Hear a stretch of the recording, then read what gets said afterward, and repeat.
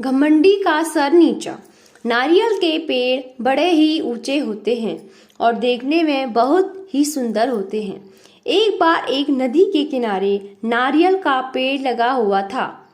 उस पर लगे नारियल को अपने पेड़ के सुंदर होने पर बहुत गर्व था। सबसे ऊंचाई पर बैठने का भी उसे बहुत मान था। इस कारण घमंड में चूर नारियल हमेशा ही नदी के पत्थर को तुच्छ पड़ा हुआ कहकर उसका अपमान करता रहता था। एक बार एक शिल्पकार उस पत्थर को लेकर बैठ गया और उसे तराशने के लिए उस पर तरह तरह के प्रहार करने लगा। यह देख नारियल को और अधिक आनंद आ गया। उसने कहा, ए पत्थर, तेरी भी क्या जिंदगी है।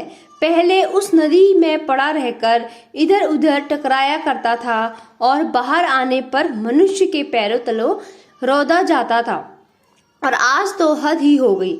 ये शिल्पी तुझे हर तरफ से चोट मार रहा है और तू पड़ा देख रहा है। अरे, अपमान की भी कोई सीमा होती है। कैसे तुच्छ जिंदगी जी रहा है।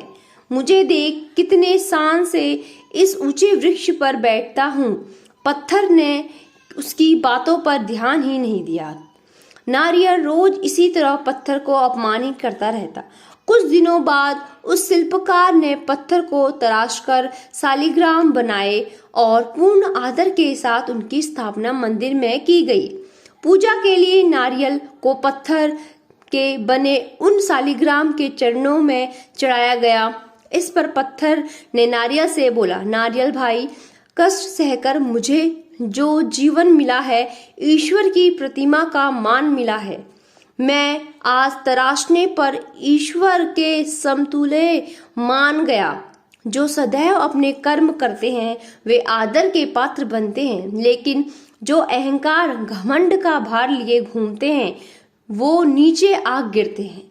ईश्वर के लिए संपूर्ण का महत्व है, घमंड का नहीं। पूरी बात नारियल ने सिर झुकाकर स्वीकार की, जिस पर नदी बोली, इसे ही कहते हैं घमंडी का सर नीचा। घमंडी का सर नीचा, इस कहानी से हमें यही शिक्षा मिलती है कि हम घमंड करके स्वयं अपनी छवि का अपमान करते हैं। घमंड मनुष्य जीवन के लिए एक शत्रु की तरह है जो हमेशा उसके लिए विनाश का मार्ग बनता है।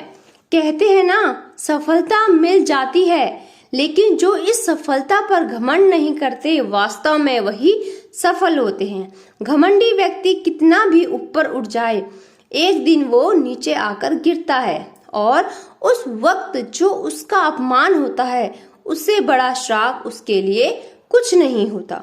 घमंड एक ऐसा भाव है जिसमें मनुष्य कब फंस जाता है उसे इसका भाव तक नहीं रहता। इसलिए सदैव अपने जीवन का अवलोकन करना चाहिए। अपने आप को कटघरे में खड़ा कर खुद अपनी करनी, अपने बोले हुए शब्द का निष्पक्ष न्याय करना चाहिए। और अगर आप खुद को दोषी पाते हैं तो गलती को स्वीकार करें और स्वयं रहते उस गलती के लिए क्षमा मांगे। घमंडी का सर नीचा, यह मुहावरे की कहानी आपको कैसी लगी कमेंट बॉक्स में लिखें, साथ ही अपने दोस्तों से शेयर भी करें। Thank you. Please subscribe my channel.